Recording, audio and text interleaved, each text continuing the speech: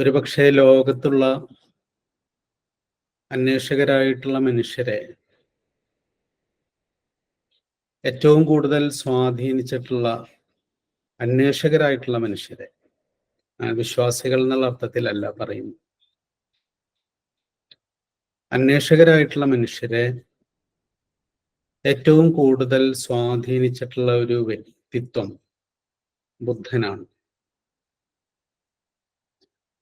ബുദ്ധനെ അറിയാത്തവർ പോലും അവരുടെ ഒരു വീട് അലങ്കരിക്കുമ്പോൾ പോലും ബുദ്ധന്റെ ഒരു ശില്പമോ ചിത്രമോ എന്തെങ്കിലും ഒന്ന് വാങ്ങി വീടിന്റെ ഏതെങ്കിലും ഒരു ഭാഗത്ത് ചുമ്മാ വെക്കും. കാരണം ബുദ്ധന്റെ മുഖത്തേക്ക് നോക്കുമ്പോൾ, അല്ലെങ്കിൽ ആ ഒരു ശില്പത്തിലേക്ക് നോക്കുമ്പോൾ തന്നെ ഒരു സമാധാനം, ആ ഒരു നമ്മൾ സാധാരണ യോഗിമാർ എന്ന് പറയുന്ന ഒരു ഭാവത്തെ, നമ്മൾക്ക് കണ്ടുപരിചയമുള്ള ഒരു ഭാവം എന്ന് പറയുന്നത് ഒരു എക്സ്ട്രീം ആയിട്ടുള്ള ഒരു ഭാവമാണ്. യോഗി എന്ന് കേൾക്കുമ്പോൾ നമുക്ക് പെട്ടെന്ന് കണ്ണൊക്കെ മുകളിലേക്ക് മലച്ച് സഹസ്രാരത്തിലോ ഭ്രൂമധ്യത്തിലോ ഒക്കെ നോക്കി ധ്യാനിച്ചൊക്കെ ഇരിക്കുന്ന ഒരു നമ്മളുമായിട്ട് കണക്റ്റഡ് അല്ലാത്ത, നമ്മളിൽ നിന്ന് മുകളിൽ എവിടെയോ ഇരിക്കുന്ന,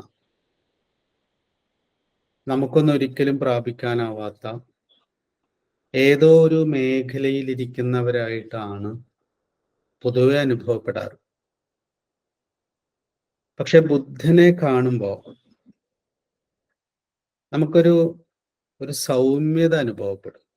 അതീതമായിട്ടുള്ള ഒരു അവസ്ഥ എന്നതിനേക്കാൾ, ബുദ്ധൻ നിർവ്വാണം എന്നൊക്കെ പറഞ്ഞിട്ടുണ്ടെങ്കിൽ പോലും ആ ഒരു മുഖം കാണുമ്പോൾ, അല്ലെങ്കിൽ ബുദ്ധ എന്നുള്ള ഒരു വാക്ക് കേൾക്കുമ്പോൾ നമ്മുടെ ഉള്ളില് അനുഭവപ്പെടുന്നത് ഒരു സൗമ്യതയാണ്. നമ്മളോട് അടുത്തിരുന്ന് വർത്തമാനം പറയുന്ന ഒരു സാന്നിധ്യമായിട്ട് ബുദ്ധൻ നമുക്ക് അനുഭവപ്പെടാറുണ്ട്. എന്തായിരിക്കും അതിൻ്റെ കാരണം? ഒരുപക്ഷെ നമ്മളുടെ ഒരു സ്പിരിച്വൽ ആയിട്ടുള്ള ലോകത്ത്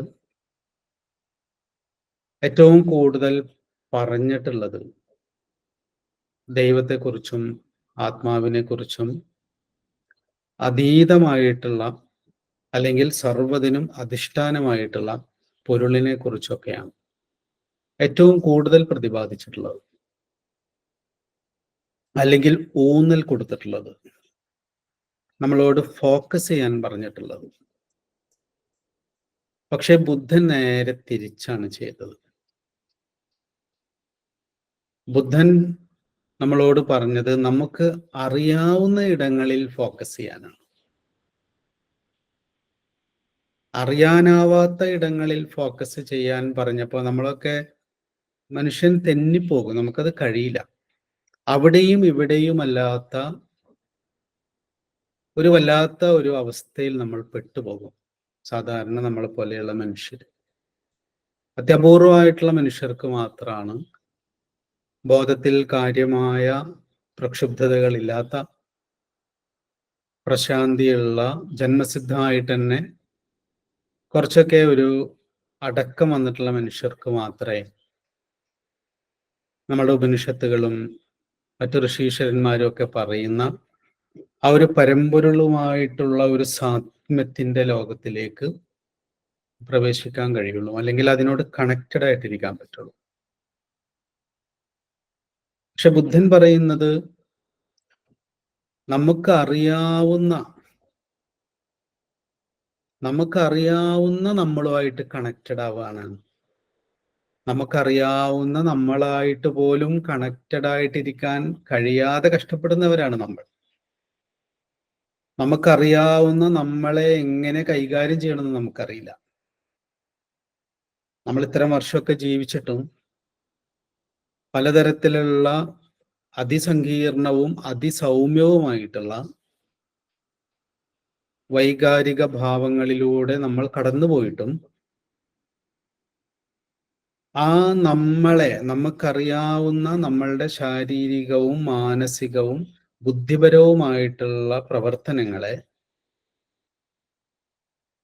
എങ്ങനെയാണ് വേണ്ടവണ്ണം ഉപയോഗിക്കേണ്ടത് എന്നുള്ള കാര്യത്തിൽ കാര്യമായ വിദ്യാഭ്യാസം കിട്ടാത്തവരാണ് നമ്മളൊക്കെ. കാരണം നമ്മളെപ്പോഴും ശ്രമിച്ചിട്ടുള്ളത്, നമ്മുടെ ജീവിതത്തിൽ എപ്പോഴും ശ്രമിച്ചിട്ടുള്ളത് കുതറി മാറാനാണ്. ഒന്നുകിൽ നമ്മളിൽ നിന്ന് കുതറി ദൈവത്തിലേക്ക് പോകാൻ ശ്രമിക്കുന്നു,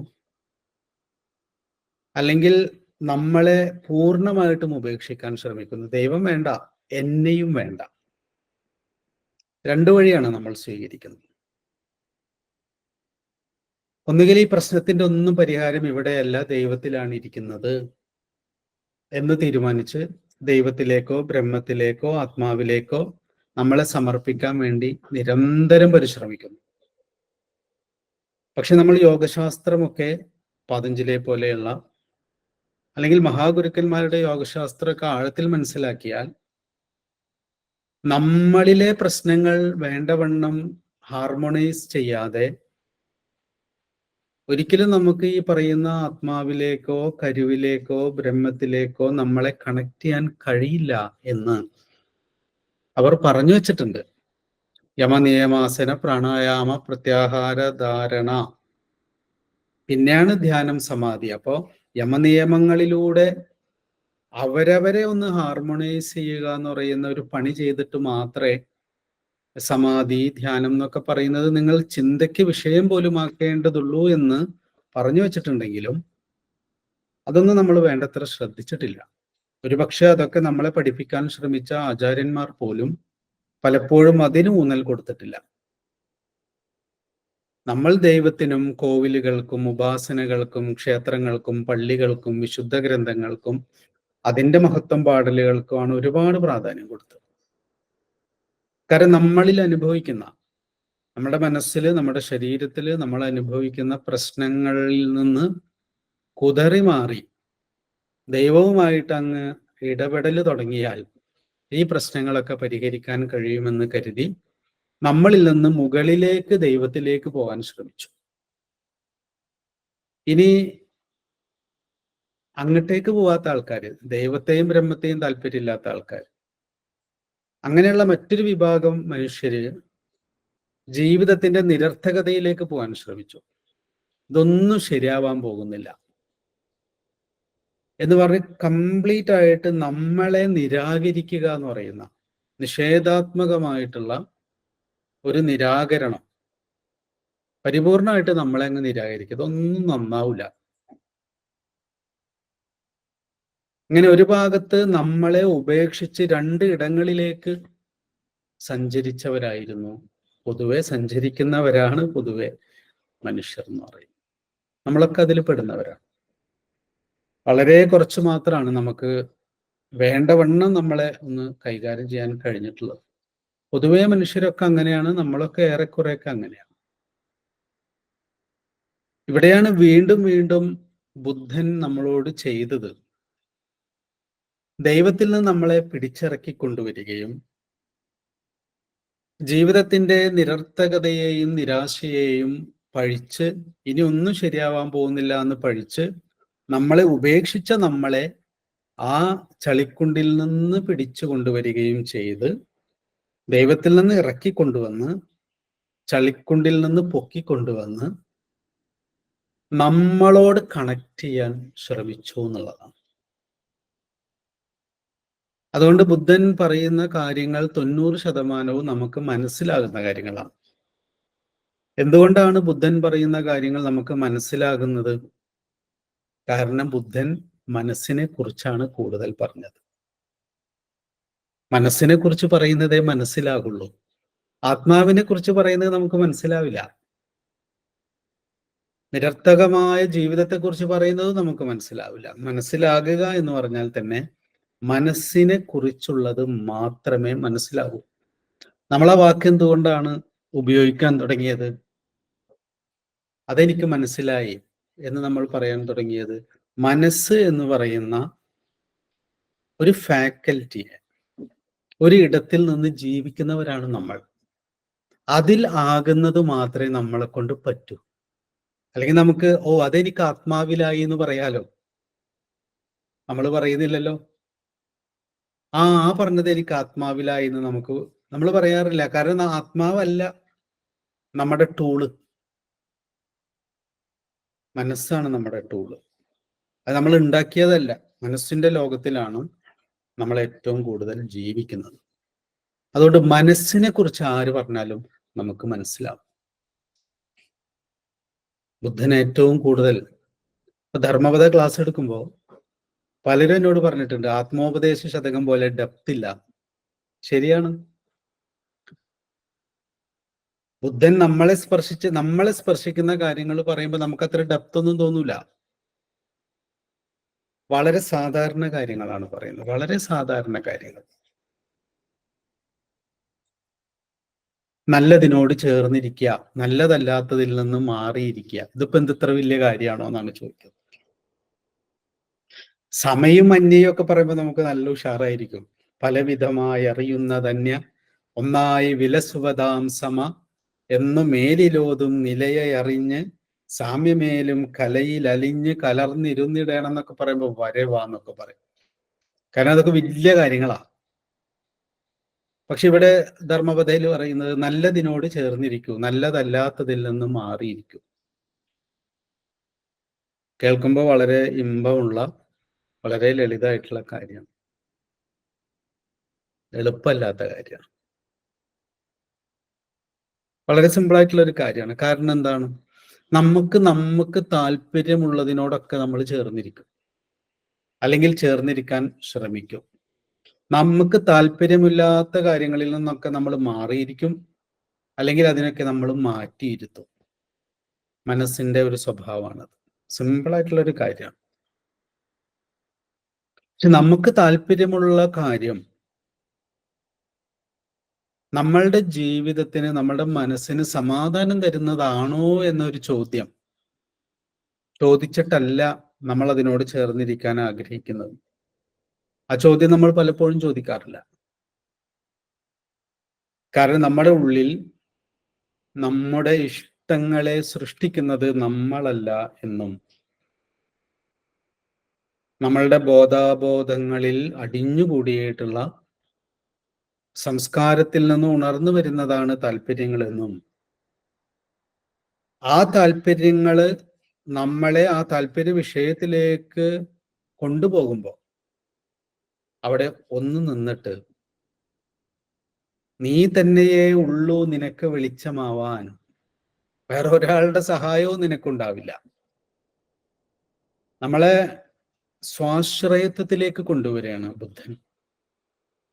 ഒരു ദൈവവും നിങ്ങളെ സഹായിക്കാൻ വരില്ല. നിങ്ങൾക്ക് നിങ്ങളെ ഉള്ളൂ. നീ തന്നെ നിനക്ക് വെളിച്ചമാവണം, വേറെ ഒരാളും പ്രതീക്ഷിക്കണ്ട. എങ്ങനെയാണ് ഞാൻ തന്നെ എനിക്ക് വെളിച്ചാവുക? കണ്ണടച്ചിരുന്നാൽ വെളിച്ചാവോ? ഒരിക്കലുമില്ല.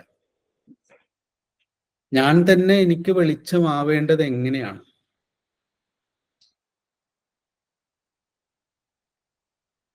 ജനലുകളും വാതിലുകളും തുറന്നിട്ടിട്ടാണെന്നാണ് നമ്മൾ പറയുക. പക്ഷെ ഈ ജനലും വാതിലും തുറന്നിടുക എന്ന് പറഞ്ഞാൽ എന്താണ് പ്രധാനപ്പെട്ട കാര്യം? ഒരുപക്ഷെ ബുദ്ധൻ മനസ്സിനെ കുറിച്ച് പറയുന്ന ആശയങ്ങളുടെ ഒരു കീ എന്ന് പറയുന്നത്, ഉള്ളിൽ ഉണർന്നു വരുന്ന താല്പര്യങ്ങൾക്കൊപ്പം സഞ്ചരിച്ചാൽ മനസ്സ് കലുഷമാവുകയുള്ളൂ. ഉള്ളിൽ ഉണർന്നു വരുന്ന താല്പര്യങ്ങളെ അവഗണിച്ചാൽ മനസ്സ് കലുഷമാകുകയുള്ളൂ.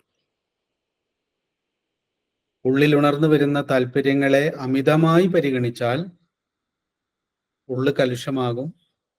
ഉള്ളിൽ ഉണർന്നു വരുന്ന താല്പര്യങ്ങളെ പരിപൂർണമായിട്ട് അവഗണിച്ചാലും മനസ്സ് കലുഷമാകും. ഇവിടെയാണ് മധ്യമ മാർഗം എന്ന് പറയുന്ന, നിങ്ങൾ ഒന്നിനെയും തള്ളിക്കളയാനും പോകണ്ട, വാരിപ്പുണരാനും പോകണ്ട. മറിച്ച് നമ്മുടെ ഉള്ളിലൊരു താല്പര്യം ഇങ്ങനെ ഉണർന്നു വരുമ്പോൾ ആ താല്പര്യം പുറത്തേക്ക് ഒഴുകുന്ന സമയത്ത് കുറച്ച് സമയം ആ താല്പര്യത്തെ ഒന്ന് സ്റ്റില്ലാക്കി നിർത്തിയിട്ട് എൻ്റെ പൂർവ്വകാല അനുഭവങ്ങളിലേക്ക് തിരിഞ്ഞു നോക്കി. ഇതുപോലെ എനിക്ക് മുമ്പും താല്പര്യങ്ങൾ ഉണ്ടായിട്ടുണ്ട്. ഇതേ താല്പര്യത്തിന്റെ പിന്നാലെയൊക്കെ ഞാൻ പോയിട്ടുണ്ട്. അന്ന് പോയപ്പോഴൊക്കെ ഞാൻ അനുഭവിച്ചത് എന്താണ് എന്ന് ഒന്ന് ആലോചിച്ചിട്ട് നിങ്ങൾ അതിന്റെ പിന്നാലെ മുമ്പോട്ടേക്ക് പോയാൽ മതി. പിന്നെ നമ്മൾക്ക് മുമ്പുണ്ടായിട്ടുള്ള താല്പര്യങ്ങൾ നമ്മൾ ജീവിക്കാൻ ശ്രമിച്ചിട്ട് നമുക്ക് പരിപൂർണമായ ഇരുട്ടോ ദുഃഖമോ ആണ് ഉണ്ടായിട്ടുള്ളതെങ്കിൽ ഒരു പക്ഷേ അതിന് കാരണമായിട്ടുണ്ടാവുക ആ താല്പര്യങ്ങളെ ജീവിക്കാൻ ശ്രമിച്ചതല്ല, ആ താല്പര്യത്തെ ആരോഗ്യപരമായിട്ട് ജീവിക്കാൻ കഴിയാതെ പോയതായിരിക്കും. അതുകൊണ്ട് അത് വേണ്ടെന്ന് വെക്കണ്ട, അത് കുറച്ചുകൂടി ഒന്ന് ഹെൽത്തി ആക്കുക. കാരണം ഉള്ളിൽ ഉണർന്നു വരുന്ന താല്പര്യങ്ങളെ നിഷേധിച്ചാൽ അത് കൂടുതൽ പെരുകും ബോധത്തില്. അതുകൊണ്ട് ഒന്ന് പോസ് ചെയ്തിട്ട് ചെയ്യുക. ബുദ്ധന്റെ മൗനം എന്ന് പറയുന്നത് ഈ ഒരു പോസാണ്. ഏതൊരു തീരുമാനം എടുക്കുന്നതിന് മുമ്പും എന്തിലേക്ക് നമ്മൾ ചാടുന്നതിനും, നമ്മുടെ ഇന്ദ്രിയങ്ങളായിക്കോട്ടെ, മനസ്സാവട്ടെ, ബുദ്ധിയാവട്ടെ, ഏതൊന്നിലേക്ക് പ്രവേശിക്കുന്നതിന് മുൻപും നമ്മളൊന്നൊരു പോസ്, ഒരു നിശ്ചലത്വം നമ്മളൊന്ന് കൊടുക്കണം. അതിനാണ് മൗനം എന്ന് പറയുന്നത്. മിണ്ടാതിരിക്കലല്ല അത്. അപ്പൊ നമ്മളത് ഓരോ ജീവിത സന്ദർഭത്തിലും പ്രാക്ടീസ് ചെയ്യേണ്ടതാണ് സൈലൻസ് എന്ന് പറയുന്നത്. സൈലൻസ് എന്ന് പറയുന്നത് ഒരു പോസാണ്. ഒരു വാക്ക് നമ്മൾ ഒരാളോട് പറയുന്നതിന് മുൻപ് ഒരു പോസ്, നമ്മൾ ഒരാളെ വിധിക്കുന്നതിന് മുമ്പ് ഒരു പോസ്. ഒരു പക്ഷെ നമ്മൾ വിചാരിച്ചതുപോലെ ആയിരിക്കുമോ, അയാൾ നമ്മൾ വിചാരിച്ചതുപോലെ ആവണമെന്നില്ല, എൻ്റെ മുൻവിധിയായിരിക്കാം. ഇങ്ങനെ നമ്മളുടെ മാനസികവും ബുദ്ധിപരവുമായിട്ടുള്ള വ്യാപാരങ്ങൾ അത് പുറത്തേക്ക് പ്രവഹിക്കുന്നതിന് മുൻപ് ഒരു പോസ് ഇടാൻ തയ്യാറായാൽ, കുറച്ച് സമയം കൊടുക്കാൻ നമ്മൾ തയ്യാറായാൽ, സമയം കൊടുക്കുക എന്ന് പറയുന്നത് ബുദ്ധദർശനത്തിലെ ഏറ്റവും വലിയ ഒരു വെളിച്ചാണത്. ഈ താവോയിലൊക്കെ ചളിയൂറുന്നത് വരെ കാത്തിരിക്കൂ എന്ന് പറയുന്നത് ബുദ്ധനും പറഞ്ഞിട്ടുള്ളതാണ്. തരംഗമടങ്ങുന്നത് വരെ കാത്തിരിക്കുക. ആ തരംഗമടങ്ങുന്നത് വരെ കാത്തിരിക്കുക എന്ന് പറയുന്ന ആ ഒരു ക്ഷമ, അതിന് പറയുന്ന പേരാണ് മൗനം. മൗനം എന്ന് പറയുന്നത് വളരെ സർഗാത്മകമായ ഒരു കർമ്മമാണ്, ഒരു ക്രിയയാണ്. ഓരോ ജീവിത സന്ദർഭത്തിലും നമ്മൾ പ്രാക്ടീസ് ചെയ്യേണ്ട ഒരുപാട് പ്രശ്നങ്ങളിൽ നിന്ന് നമ്മളുടെ മനസ്സിനെ കാലുഷ്യത്തിലേക്ക് കൊണ്ടുപോവാതെ നമുക്ക് സഹായിക്കാൻ പറ്റും. ഇതൊക്കെ നമ്മൾ പറയുമ്പോൾ ഇവിടെ ഒന്നും ആത്മാവും ദൈവവും വരുന്നില്ല, നമ്മളും നമ്മുടെ മനസ്സും. കാരണം നമ്മളുടെ അസ്വസ്ഥതകൾക്ക്, നമ്മുടെ കാലുഷ്യങ്ങൾക്ക്, നമ്മുടെ സങ്കീർണതകൾക്ക് കൂടുതലും കാരണമായിട്ടിരിക്കുന്നത് നമ്മുടെ മനസ്സ് തന്നെയാണ്. നമുക്ക് അറിയാവുന്ന കാര്യങ്ങളാണ്, നമുക്കറിയാവുന്ന ഇടമാണ് ഏറ്റവും കൂടുതൽ കാരണമായിട്ടിരിക്കുന്നത്. അതാണ് ബുദ്ധൻ പല വഴിയിലൂടെ നമ്മളോട് പറയാൻ ശ്രമിച്ചത്. മനസ്സിന്റെ ഉള്ളിൽ നിന്ന് ഉണർന്നു വരുന്ന താല്പര്യങ്ങൾ, ആ താല്പര്യങ്ങൾക്ക് പിന്നാലെ പാഞ്ഞ് കൂടുതൽ കലുഷമായ ബോധത്തെ സൃഷ്ടിച്ചുകൊണ്ടേയിരിക്കുന്നു എന്നുള്ളതാണ് മനുഷ്യ ജീവിതത്തിന്റെ ഒരു വലിയ പ്രശ്നം എന്ന് പറയുന്നത്. ഈ ഒരു പോസ് ഇടാൻ നമുക്ക് പറ്റുന്നില്ല. പോസ് ഇടണമെങ്കിൽ നമ്മളിൽ നിന്ന് കുറച്ചൊന്നും മാറി നിൽക്കണം. അതിനെയാണ് നമ്മൾ ഉപനിഷത്തിലൊക്കെ സാക്ഷി എന്നൊക്കെ പറയാ. ഒരു ഒബ്സർവർ ആയിട്ട് നിൽക്കണം. ഷൗക്കത്തെ, ഒരു മിനിറ്റ്, നീ അതിലേക്ക് പോകണോ വേണ്ടയോ ഒന്ന് ആലോചിക്കും.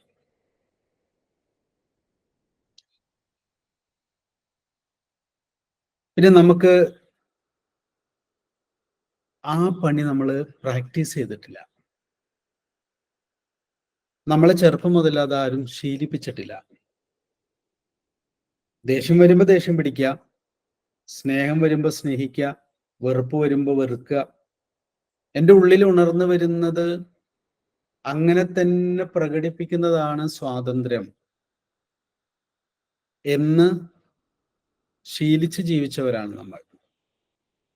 ഉള്ളിലെല്ലാം ഉണർന്നു വരുന്നതിനെ സംയമനം ചെയ്ത് സമ്യക്കായി എന്നുള്ളൊരു വാക്കാണ് ബുദ്ധൻ ഉപയോഗിക്കുന്നത്. നമ്മുടെ വാക്ക് സമ്യക്കാവണമെങ്കിൽ വാക്കിന്റെ മുകളിൽ സംയമനശീലം ഉണ്ടാവണം. സമ്യക്ക് എന്നുള്ള വാക്ക് സംയമന ശീലമുള്ളവരിൽ നിന്നേ സമ്യക്കായ വാക്കുണ്ടാവുള്ളൂ. സമ്യക്കായ വാക്ക്, സമ്യക്കായ കാഴ്ച, സമ്യക്കായ നോട്ടം, സമ്യക്കായ ചിന്ത എന്നൊക്കെ പറയുന്നുണ്ടല്ലോ ബുദ്ധൻ.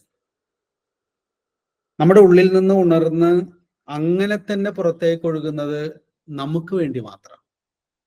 നമ്മൾ നമ്മളെ മാത്രം കാണുന്നു എന്നതുകൊണ്ടാണ്, നമ്മൾ നമ്മളെ മാത്രം കാണുമ്പോഴാണ് ഉള്ളിൽ ഉണരുന്നത് അങ്ങനെ തന്നെ പുറത്തേക്ക് ഒഴുകുക.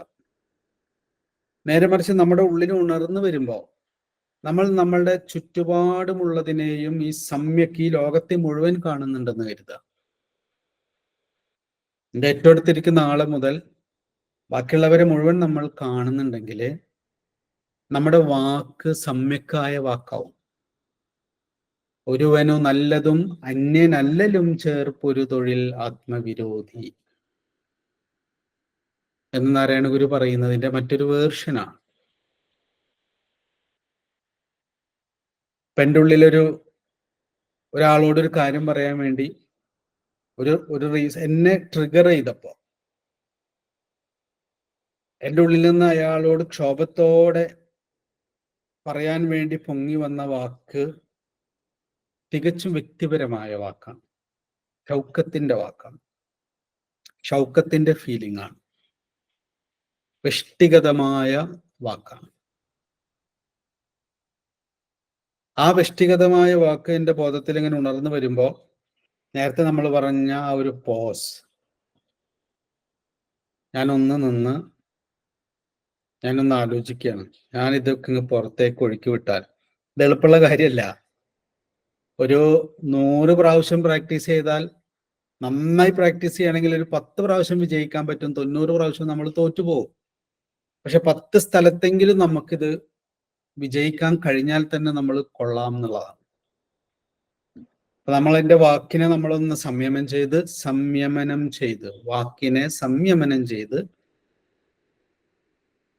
ഞാനൊന്ന് ആലോചിച്ച്, ഇത് ഞാൻ പറഞ്ഞാൽ അപ്പുറത്തിരിക്കുന്ന ആൾക്ക് എങ്ങനെയാണ് ഫീൽ ചെയ്യുക, ഞാൻ വിചാരിക്കുന്നത് പോലെ മനസ്സിലാക്കുമോ എന്നൊക്കെ ഒന്ന് ആലോചിച്ച്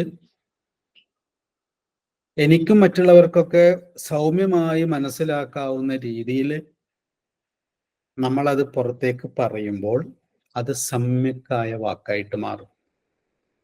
സംയമനം ചെയ്ത് പറയുന്നതെന്തോ, സംയമനം ചെയ്ത് ചെയ്യുന്നതെന്തോ, അതാണ് സമ്യക് എന്ന് പറയുന്നത്. ഇതാണ് ബുദ്ധന്റെ കീ ആയിട്ടുള്ള ദർശനം എന്ന് പറയുന്നത്. ബുദ്ധൻ നമ്മളോട് വളരെ ആഴത്തിൽ പറയാൻ ശ്രമിച്ച ഏറ്റവും പ്രധാനപ്പെട്ട ഒരു കാര്യം, നിങ്ങൾ നിങ്ങളെ മാത്രം കാണാതിരിക്കുക. നമ്മൾ എന്ത് ചിന്തിക്കുമ്പോഴും, നമ്മൾ എന്ത് പറയുമ്പോഴും, നമ്മൾ എന്ത് പ്രവർത്തിക്കുമ്പോഴും നമുക്ക് ചുറ്റുള്ളവരെയും കൂടി കണ്ടു പറയുക. ഇപ്പം ഇന്ന് നമ്മളുടെ ആ ഒരു പ്രാർത്ഥനാ ഗീതം ഒരു സുഹൃത്തുക്കൾ മ്യൂസിക്കൊക്കെ ചെയ്ത് ഒരാൾ പാടി പ്രൊഫഷണലായിട്ട് ചെയ്തിട്ട് അയച്ചു. പക്ഷെ എനിക്കത് അത്ര ഇഷ്ടമായില്ല. ആ പാടിയ കുട്ടിക്കും അത് ഇഷ്ടമായില്ല. പക്ഷെ അത് ചെയ്ത ആളുകൾ ഗംഭീരാണെന്നാണ് വിചാരിക്കുന്നത്.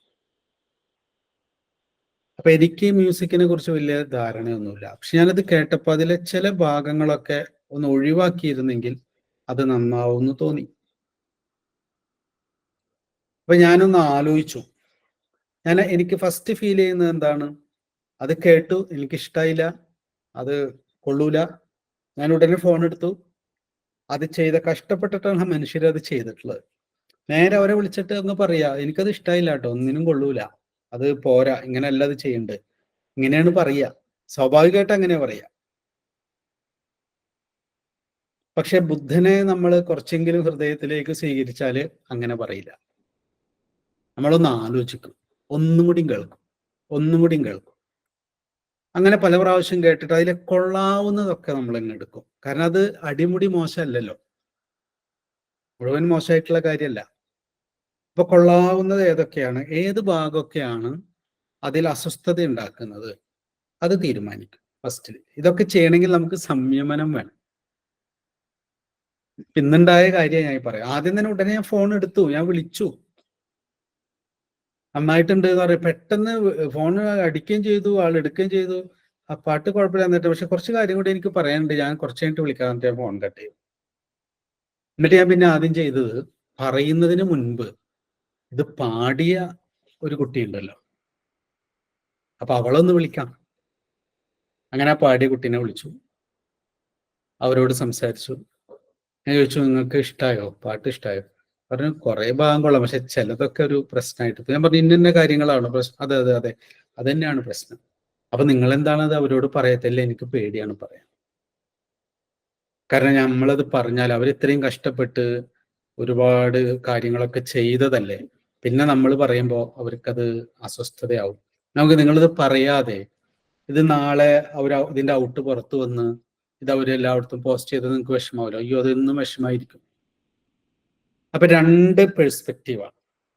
ഒരു ഭാഗത്ത് ഞാൻ എനിക്കുള്ളിൽ തോന്നിയത് അങ്ങനെ തന്നെ വിളിച്ചു പറയാൻ വെമ്പിയ ഒരു ഷൗക്കത്ത്, ഇത് കൊള്ളൂലാട്ടാന്ന് നേരെ പറയാൻ തീരുമാനിച്ച ഒരു ഷൗക്കത്ത്. മറ്റൊരു ഭാഗത്ത് അതിൽ ചില ഭാഗങ്ങളൊക്കെ മാറ്റണം, പക്ഷേ എനിക്ക് പറയാൻ അവരെന്ത് വിചാരിക്കുമെന്ന് കരുതി പറയാതെ പിൻവലിഞ്ഞ ഒരു ഗായിക. ഇവിടെ ബുദ്ധൻ പറയുന്നത്, ഇവിടെ എങ്ങനെയാണ് നമ്മൾ ബുദ്ധ ദർശനത്തെ നമ്മളുടെ ജീവിതത്തിൽ പ്രാക്ടീസ് ചെയ്യുക? കണ്ണടച്ചിരുന്ന് ധ്യാനിച്ചിട്ടാണ്. ഇവിടെ ബുദ്ധ ദർശനത്തിന്റെ പ്രാക്ടീസ് എന്താണ്? സമ്യക്കായ വാക്ക് നമ്മൾ കേട്ടിട്ടുണ്ട്. സമ്യക്കായ വാക്ക് നമ്മളിങ്ങനെ വളരെ ബ്യൂട്ടിഫുൾ ആയിട്ട് മണിക്കൂറുകൾ സംസാരിക്കുന്ന വിഷയമാണ്. ഇവിടെ എന്താണ് സമ്യക്കായ വാക്ക്? ആ പാടിയ കുട്ടി പറയാതിരിക്കുന്നത് സമ്യക്കായ വാക്കല്ല. പറയാൻ തീരുമാനിച്ച വാക്കിനെ മുഴുവൻ ഉള്ളടക്കിയിരിക്കുന്നത് സമ്യക്കായ വാക്കല്ല. പറയാൻ തീരുമാനിച്ചത് മുഴുവൻ അങ്ങനെ തന്നെ പറയാൻ തീരുമാനിക്കുന്നതും സമ്യക്കായ വാക്കല്ല. മറിച്ച് എൻ്റെ ഉള്ളില് ഒരു അഭിപ്രായം വന്നപ്പോ ഞാൻ ആ അഭിപ്രായത്തെ അതിനോട് ഏറ്റവും ചേർന്ന് നിൽക്കുന്ന കുറച്ചു പേരോട് ശാന്തമായി ഡിസ്കസ് ചെയ്ത് ക്ലാരിറ്റി വരുത്തി, അത് പറയേണ്ട ആളോട് അതിലേറ്റവും നല്ല വശങ്ങൾ ആദ്യം പറയുകയും ചെയ്ത്, ഞാൻ എന്നിട്ട് അദ്ദേഹത്തെ ഫോൺ വിളിച്ചിട്ട് പറഞ്ഞു, ആ പാടിയത് രസമായിട്ടുണ്ട്, ഇടയ്ക്കുള്ള മ്യൂസിക് ഒക്കെ വളരെ വളരെ മനോഹരമായിട്ടുണ്ട്, പക്ഷെ ഇൻ ബിറ്റ്വീൻ കൊടുത്തിട്ടുള്ള ഒരു വയലിന്റെ ഒരു പോർഷൻസ് അത് ഭയങ്കര ഒരു വിഷാദത്തെ വർദ്ധിപ്പിക്കുന്നുണ്ട്, അതൊന്നും ഒഴിവാക്കുകയാണെങ്കിൽ കൊള്ളാം. പിന്നെ ഇങ്ങനെ ചില വാക്കുകളിൽ ചെറിയ ഒരു ഒരു ക്ലാരിറ്റി ഇല്ലായ്മ ഉണ്ട് എന്നൊക്കെ പറഞ്ഞപ്പോൾ അദ്ദേഹം വളരെ ശാന്തമായിട്ട് അത് കേട്ടിരിക്കുന്നു. ഞാനും വളരെ ശാന്തമായിട്ട് അത് പറയുന്നു. ഞാൻ എന്നിട്ട് ഈ കുട്ടിയോട് പറഞ്ഞു, മോളെ, നിനക്ക് എന്നും വിഷമമുണ്ടാക്കാൻ പോണ ഒരു കാര്യമാണ്, നിനക്ക് നീ പാടിയ പാട്ട് അവര് റെക്കോർഡ് ചെയ്തതില്, അവരതിൽ മ്യൂസിക് കൊടുത്തതില് നിനക്ക് എന്തൊക്കെയാണോ ഫീൽ ചെയ്തിട്ടുള്ളത് അത് വിഷമത്തിന്റെ ശബ്ദമില്ലാതെ സൗമ്യമായി ക്ലാരിറ്റിയോടുകൂടി കൃത്യമായിട്ട് അവരെ വിളിച്ച് പറയാം. ഞാനിങ്ങനെ കേട്ടപ്പോൾ എനിക്ക് ഇങ്ങനെ ഫീൽ ചെയ്തു, എനിക്കറിയില്ല, പക്ഷെ അങ്ങനെ എനിക്ക് തോന്നി എന്ന് പറയാം എന്ന് അവരോട് പറഞ്ഞു. അവര് നേരെ വിളിച്ചു.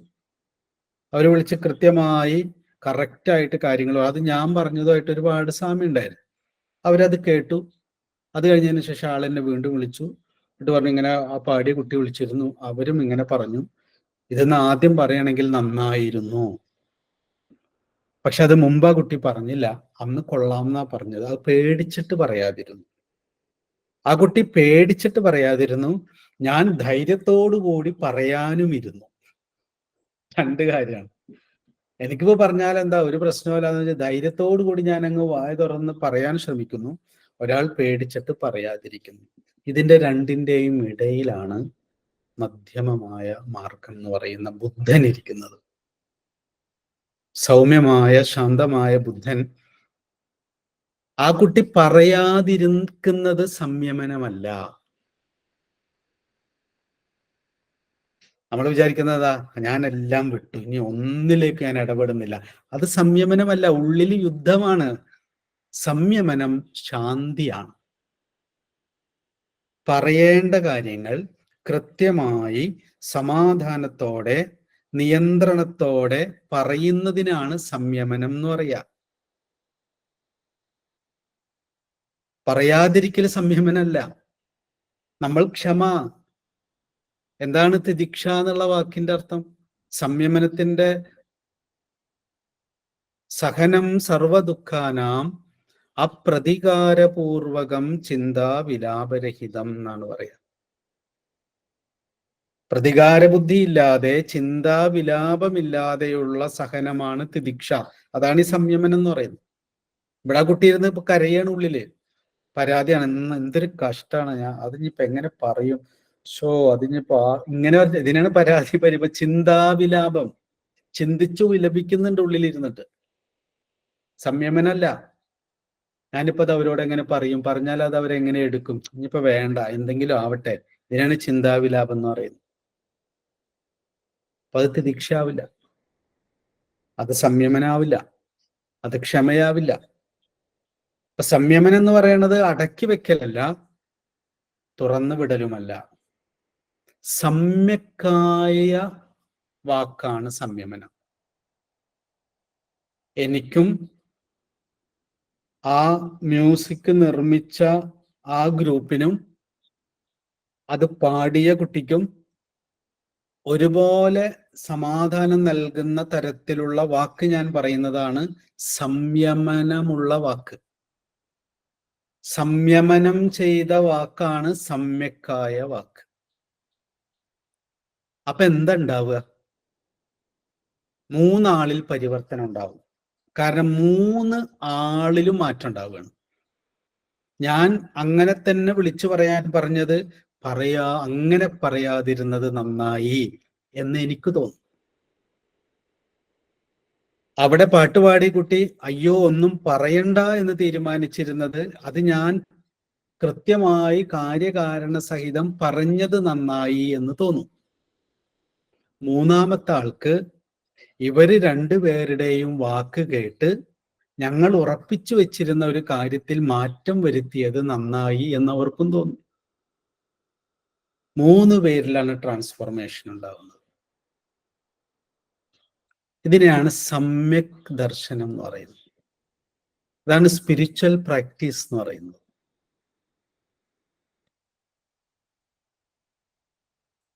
ഇതാണ് ബുദ്ധന്റെ ധ്യാനം എന്ന് പറയുന്നത്.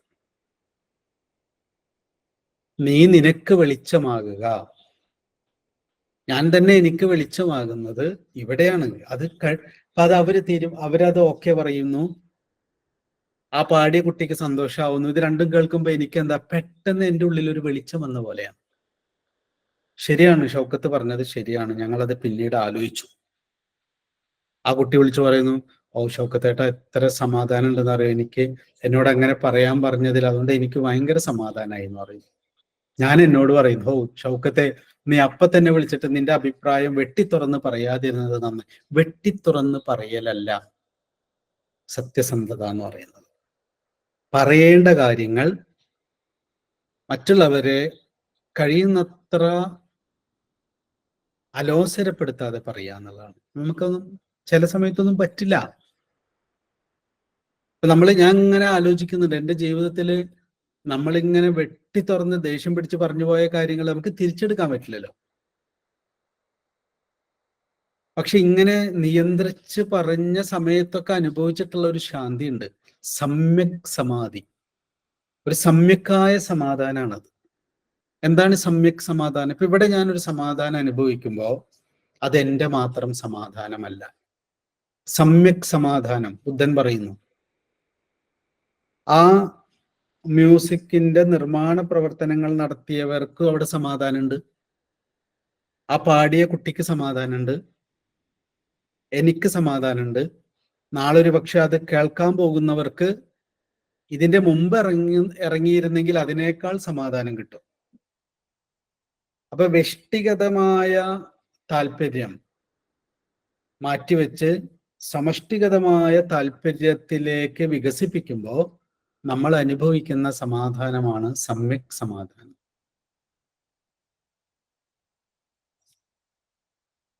ബുദ്ധന്റെ ദർശനം, ബുദ്ധന്റെ ധ്യാനം, ബുദ്ധന്റെ മധ്യമമായ മാർഗം, ബുദ്ധന്റെ മൗന മന്ദഹാസം, ബുദ്ധൻ പറയാൻ ശ്രമിക്കുന്ന സമാധി നമ്മളുടെ ദൈനംദിന ജീവിതത്തിലെ ഓരോ സന്ദർഭത്തിലേക്കും ഇറക്കിക്കൊണ്ടുവന്ന് ബുദ്ധൻ നമ്മളോട് പറയാൻ ശ്രമിച്ച ഒരു ജീവിതമാണ് ബുദ്ധന്റെ ജീവിതം എന്ന് പറയുന്നത്. അതുകൊണ്ടാണ് ബുദ്ധൻ ഏറ്റവും കൂടുതൽ സംവദിച്ചത് മനസ്സിനെ കുറിച്ചും മനസ്സിനോടും ആണ്. കാരണം മനസ്സിൽ ക്ലാരിറ്റി ഉണ്ടായാലാണ് ആത്മബോധത്തിലേക്കുള്ള വഴി തെളിഞ്ഞു കിട്ടുള്ളൂ. ഇരുട്ടിൽ വീണ് കിടക്കുന്ന ബോധത്തിന് സടകുടഞ്ഞ് എഴുന്നേറ്റ് സൗമ്യമായി മുൻപോട്ട് നടക്കാനും കഴിയുള്ളൂ. അതുകൊണ്ടാണ് മനസ്സിൽ സമചിത്തതയോടെ നിലയുറപ്പിക്കാൻ വേണ്ട സാധാരണമായ കാര്യങ്ങൾ ബുദ്ധൻ നമ്മളോട് വളരെ ആഴത്തിൽ പറഞ്ഞത്.